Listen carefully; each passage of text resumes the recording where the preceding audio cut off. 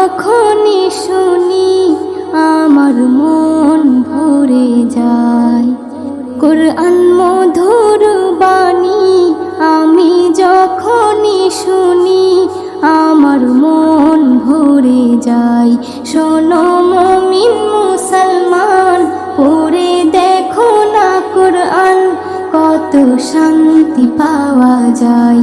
কোরআন মধুর বাণী